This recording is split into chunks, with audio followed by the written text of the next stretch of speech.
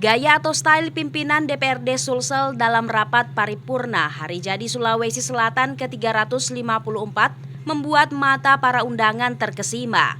Pasalnya pada rapat paripurna yang digelar di gedung DPRD Sulsel pada Kamis 19 Oktober 2023, seluruh pimpinan DPRD Sulsel nampak kompak mengenakan baju adat Bugis Makassar. Ketua DPRD Sulsel Andi Ina Kartikasari terlihat anggun berbalut baju bodo warna hijau dipadukan dengan warna yang juga senada dengan hijab dan konde. Sedangkan Wakil Ketua DPRD Sulsel masing-masing Syahrudin Alrif, Darmawang Syahmuin, Nikmatullah, dan Muzayyin Arif tampak elegan dan berwibawa dengan baju adat Bugis berwarna abu-abu putih, dipadu dengan selimut dan songko reca.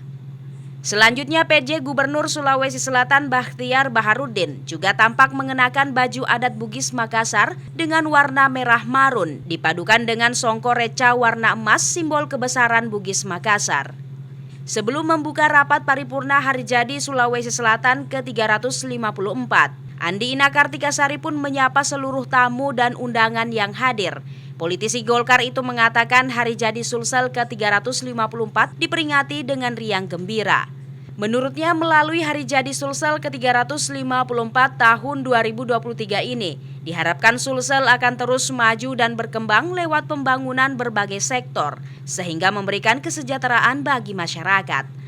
Andi Ina juga menambahkan bahwa dalam kurun 4 tahun terakhir, pihaknya di legislatif menjalankan tugas bersama eksekutif untuk saling menguatkan. Apalagi ini tahun terakhir bertugas di gedung ini sebagai wakil rakyat di DPRD Sulsel. Khairuddin, Fajar TV dan Fajar Radio melaporkan. Terima kasih telah menonton. Jangan lupa subscribe, like, comment, and share. Saksikan terus informasi terbaru dengan menekan tombol lonceng hanya di channel Fajar TV.